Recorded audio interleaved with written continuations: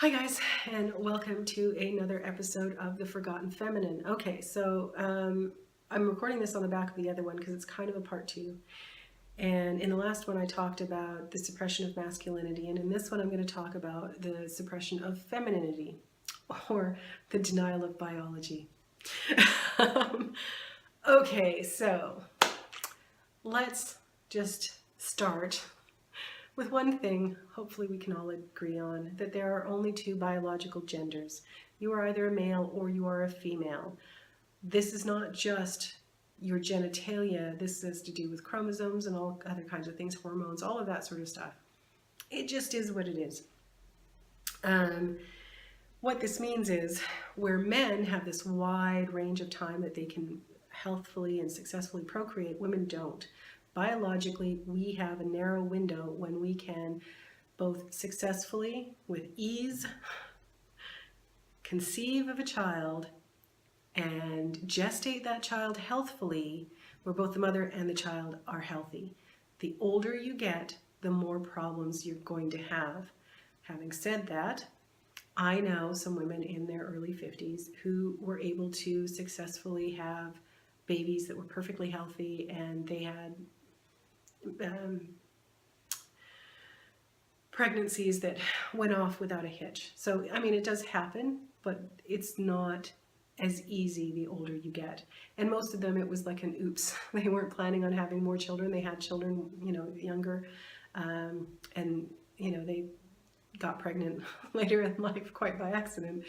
And, they and their child were perfectly healthy. But anyway, that's beside the point. The point is, for most women, you have that narrow time, and you kind of got to make the best of it if you're planning on having children. Now, why I talk about this in regards to suppression of the feminine is because the feminist agenda, so feminists see motherhood and marriage as oppression of the woman. It's insane, but that's how they see it. They're so science denying whenever it comes to that, because what the thing is that they seem to throw out the window whenever they say that girls can have it all is that we can't. We have a limited time to have it all, and that's never brought into the focus. That's always sort of put on way back burner. And I think that's because a lot of the feminists also believe that there's too many people on earth as well. Therefore, if you can put off having children till it's too late, that's all a good thing. And there are very many feminists that have come out now that they're too old to have kids, that they're in their latter years, and they're going, oh, what have I missed? Because now I don't have a family, I don't have anybody to share my life with, and I'm sad and lonely, and it's too late to do anything about it now. And that's something that a lot of girls are never told. It's never brought up, and I can't remember the name of the presenter in the UK, but she had brought up these things, and she was vilified for doing it. She had basically said, as women, we have this limited time period whenever we can have kids, and she was lucky enough to find somebody in that time period to, get married and have children with. But there's a lot of girls that forget that part, and I think it's very true that we have been sold this bill of goods that says you can have it all and you can have it anytime you want, when that's just biologically untrue. It's a falsehood, and there's too many girls that have bought into that. Now, there are other problems. There is definitely like an ageist problem in the work world, where it always is better. Like, for example, you have two people that will get laid off from some company because they're downsizing. And the one person, doesn't matter whether they're male or female, what matters is one person is in their 20s and the other person is in their 50s. And the company that they both apply to for a job, even though that 50-year-old has more experience and has more education potentially, they're not going to get the job over the 20-odd-year-old, because the 20-odd-year-old is more viable for a longer period of time, even though one of the big problems with that is that Nowadays, people don't work for the same company for 50 years. They move around and they get experience from all of these different areas, and they become better through movement.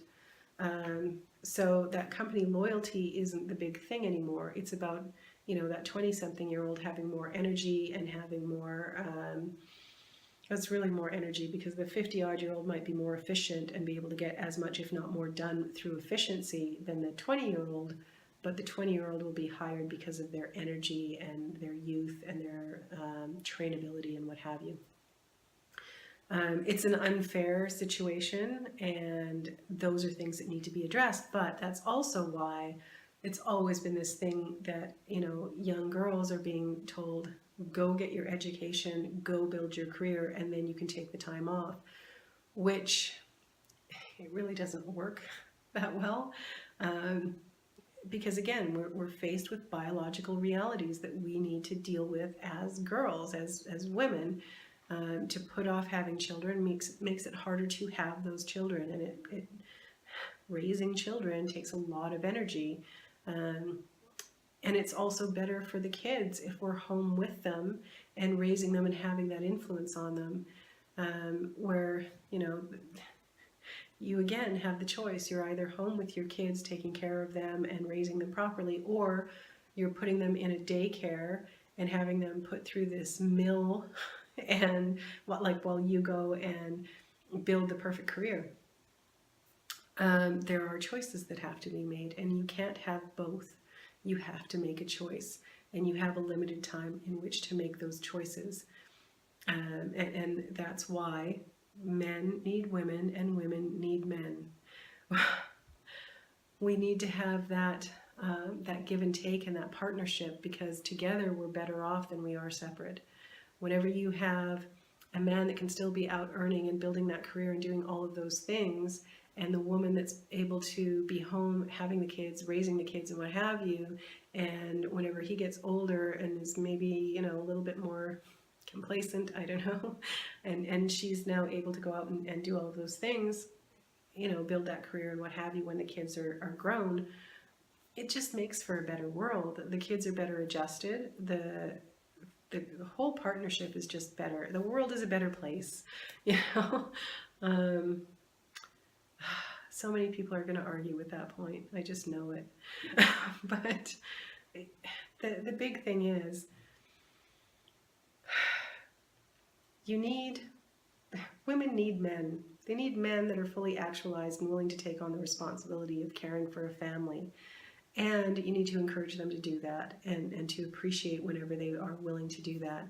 And women need to realize their own limitations and realize that they can be fully actualized only in their ability to do those things that are biologically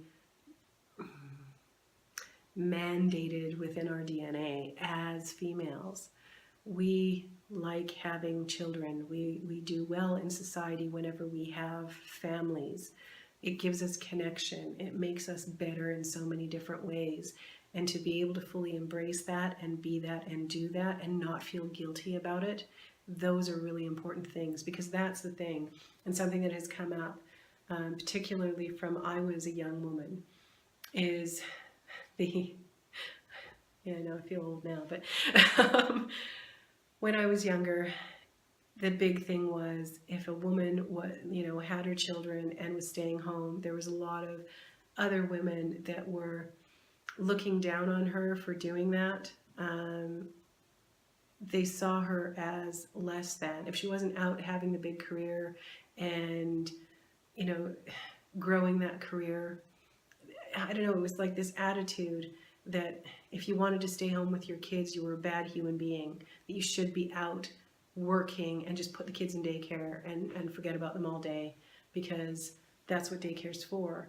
We need so many daycare spaces because we have so many women that have been guilted into leaving their kids with strangers and going to work. And that is suppression of femininity, because it is feminine to want to look after your children, to look after your own children and spend time with your own children.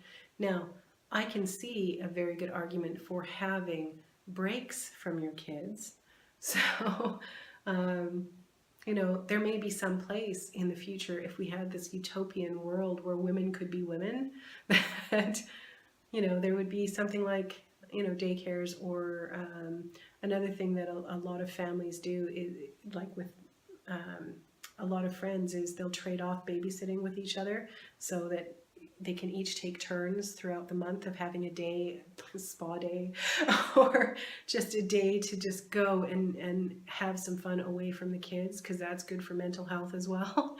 But it's important to know that there are these biological restrictions. We need each other to be able to raise families properly and well, and all of those things. That whole lie that we've been fed for so many years as women, that we can have it all, that is suppressing our own femininity. It's suppressing who we are and our biological necessity of having that limited time to be able to have kids. So I realized this was a bit rambling, and maybe over time I'll be able to explain all of those things a little bit better, but I think you understand the point.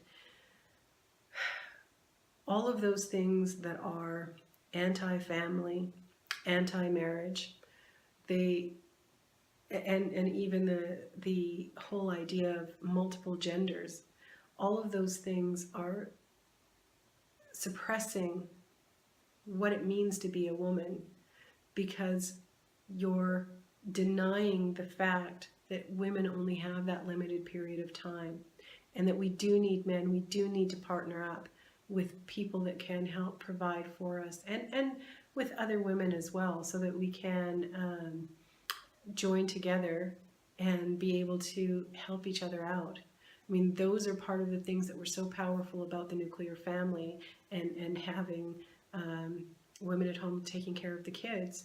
And I mean, yeah, you can have Mr. Mom situations as well, but 9 times out of 10, it's going to be the woman that's going to be home, because it takes that 9 months of gestation. It takes a guy like, really, okay, let's see here. We'll call it 5 minutes to be generous, to be able to procreate. It takes a woman 9 months of gestation.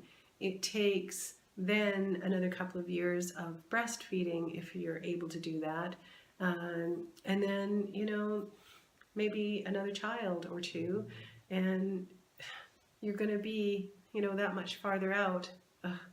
It's such a situation where we really need to get the reality back into place and start looking at the fact that we are limited physically as women, and we need to embrace that and do the right thing for us, and stop trying to repress that and act like men. And that's the whole thing. If you're going out and being aggressive and finding these careers and doing all of those things, and I'm not against that, I love education, and I love work, but we have to accept that it might be better for women to do it later in life than working through that period whenever we're best suited to have children. So that's, you know, a little piece of the suppression of the feminine. And thank you for watching and bearing with me through these sort of random thoughts. Hopefully these will get better over time. But I think, you know, you get the idea of the thing I'm trying to put forward here. So anyway, guys, thank you again for watching. And if you like this little piece that I'm doing, please remember to subscribe, like the video, and hit the bell to make sure you get more. And I will talk to you again soon. Thanks. Bye.